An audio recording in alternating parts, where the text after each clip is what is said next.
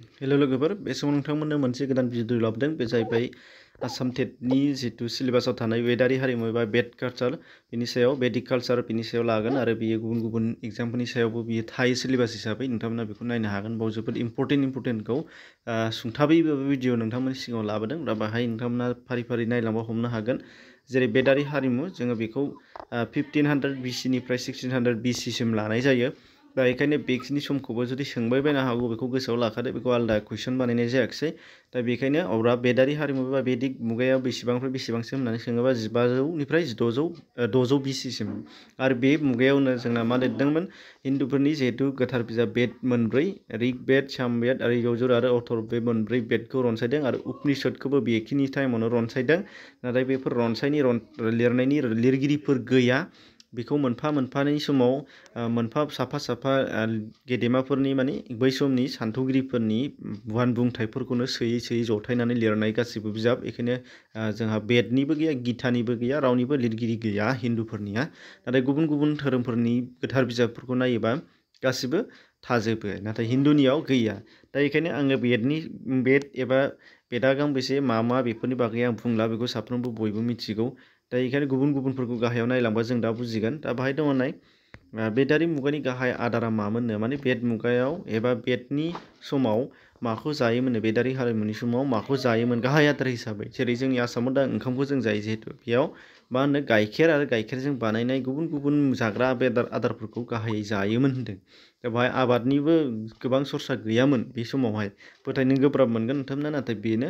मानो होनबा बेफोरखौथ' आं बानायनाय नंखाया, नोंथांमोना बयबो मिथिगोन, नोंथांमोनाबो सार्च खालामना नागिरबानो मोनगोन। दा बेनिफ्राय जोंनि बे जोबोद इम्परटेन्ट, बे जाहैबाय सत्यमेव जयते। जोंनि जिहेतु भारतनि अशक चक्र एबा अशक खाम्फायाव लिरनाय गालांदों सत्यमेव जयते, बे बाथ्राखौ बबे बिजाबाव लिरनानै दोनदों एबा लिरजेनदों होनदों, बे जाहैबाय वेदारि मुगायावनो लिरदों। बे जाहैबाय मुन्डक उपनिषद बिजाबाव बियो लिरनानै दोननाय दंनो, सत्यमेव जयतेआ बे मुन्डक उपनिषदाव दङ। बेखौ जोङो जोबोद गोसोआव लाथारनो नांगोन।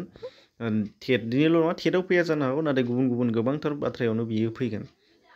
दानिया दङ वेदारि मुगायाव संस्कृत रावखान्थिखौ सोर लिरदोंमोन होनदों, माने वेद मुगानि लिरगिरि संस्कृतनि लिरगिरि बिथां पाणिनिया रावखान्थि बिजाब लिरजेनदों आरो रावखान्थि लिरगिरिया रावखान्थिखौ बिजिरगिरिया पाणिनियानो होनदों। आरो बेखौ गोसोआव लाथारनांगोन, रावखान्थिखौ मुलुगाव रावबो बिजिराखैमोन, रावबो सानफेराखैमोन। बेखौ जोंनि इन्डियायावसो खालामजेनदों संस्कृत थुनलाइगिरि पाणिनियानो। रावबादि मोनसे खान्थि दङ एबा नेमखान्थिजों दानाय, माने ग्रामार दङ, ग्रामारजोंसो मोनसे रावा दाजायो।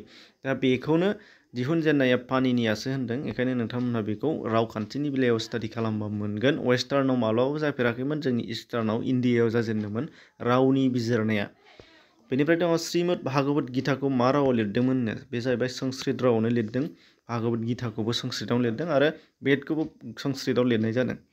बेनिफ्राय भारताव थानाय बबे दैमाया ऋग वेदाव मख'नाय गैया होनो, भारतनि बबे दैमाखौ, माने पेरियार मुंनि मोनसे दैमा दंमोन माने सिन्धु सोदोमस्रियाव, दा बे दैमाखौ ऋग वेदाव मख'नानै दोननाय जायाखै होनदों।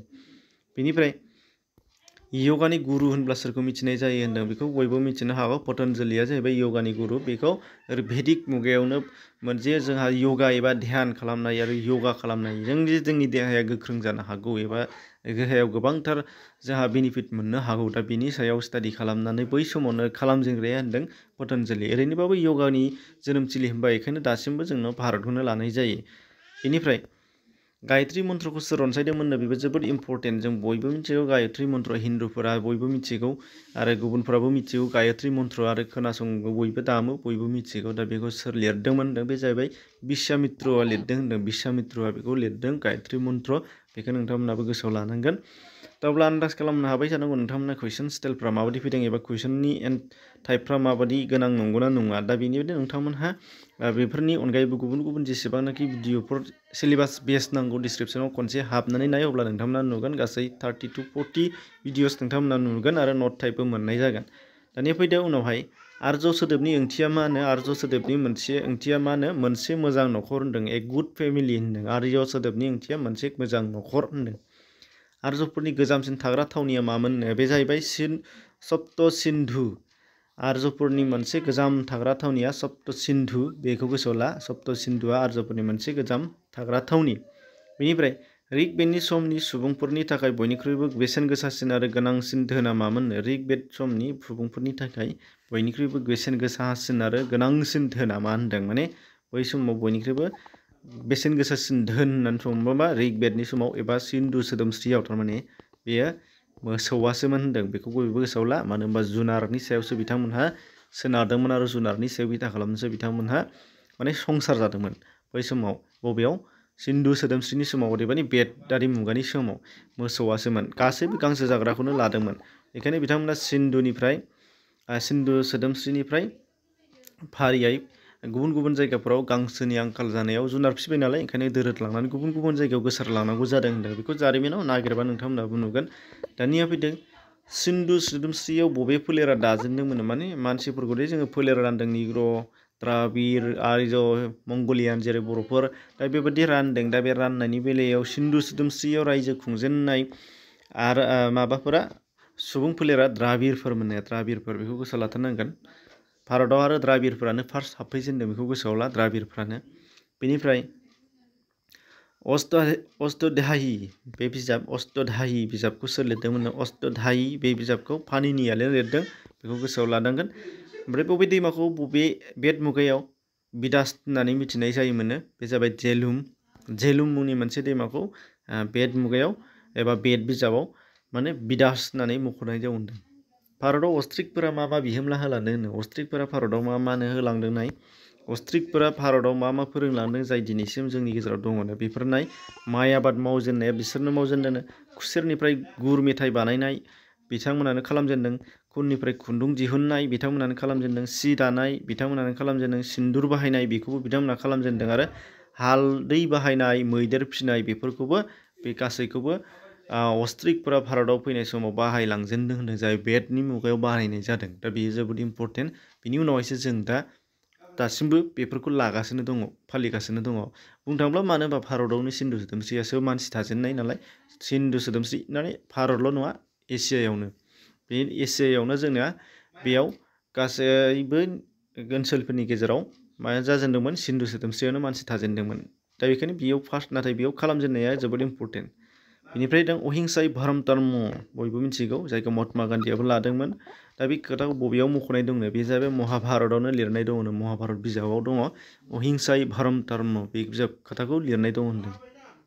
बेनिफ्राय दङ वसुधैव कुटुम्बकम, बे खोथाखौ बबे बिजाबाव लिरनाय दंनो? बे जाहैबाय मह उपनिषदआव लिरनाय जादों। बे वसुधैव कुटुम्बकम बे खोथाखौ। बेनिफ्राय आरोबाव दङ जननी जन्मभूमिस्य स्वर्गदपि कुर्यासि, बे खोथाखौ बबेयाव लिरनाय दङ होनदों? बेयो जाहैबाय रामायणाव दङ। बेखौबो गोसोआव ला, स्क्रिनशट खालामनानै लाबानो जाबाय आरो नट खालामनानै ला। बेनिफ्राय दङ उपनिषदखौ मानि सायाव लिरनाय जादोंमोननो?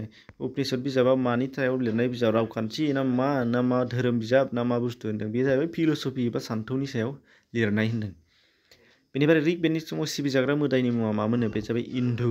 इन्दु मुंनि मोदायखौ ऋग्वेदनि समाव सिबिनाय जायोमोन होनदों।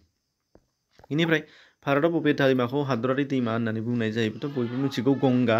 नाथाय गोबाङानो मिथियामोनबो जानो हागौ, दिनै मिथिबाय, गंगा। दाना बेदारि मुगानि समाव मोनबेसे आरो मा मा समाजारि थाखो माने बोरोन दङमोन आरो मानसिफोरखौ जे मोनब्रै बोरोन एबा कास्टआव रानदोंमोन बै समाव। दा बे कास्टआव राननाया जाहैबाय मानो? जोंहा मोनब्रैयाव रानदों, ब्राह्मण, क्षत्रिय, बैश्य आरो शुद्र। बेनि गेजेरावनो जोंहा मामोन? ब्राह्मणा जौसिनमोन, बेनिफ्राय क्षत्रिय, बेनिफ्राय बैश्य आरो बेनिफ्राय लास्टआव शुद्र। बे मोनब्रै थाखोनि मानसिजों गोरोबलायनाय गैयामोन, गावजों गाव फारागथि सानलायनाय दंमोन। बेनो बयनिख्रुइबो देरसिन गोरोन्थिमोन बै समनि बेदारि हारिमुनि बयनिख्रुइबो देरसिन गोरोन्थि। बेखायनो बे मोनब्रैखौ गोसोआव लानांगोन, ब्राह्मण, क्षत्रिय, बैश्य आरो शुद्र। दानिया फैदों लास्टआव महाभारतनि दावहा। महाभारतनि दावहाया बेसेबां सान जादोंनो? गासै टटेल 16 डेज होनदों, माने 16 सान जादों होनदों। दा बेखिनि सुंथाब नोंथांमोननि थाखाय भिडिअ लाबोदों, गासैखौबो खोब इम्परटेन्ट मोननानै नोंथांमोननो होनाय जादों। आरो गुबुनफोरखौ नोंथांमोनहा आरो नागिरनानै लाबावनो हागोन। एसेनोसै, गुबुनफोरनो शेयार खालामबानो जाबाय। गोजोन्थों।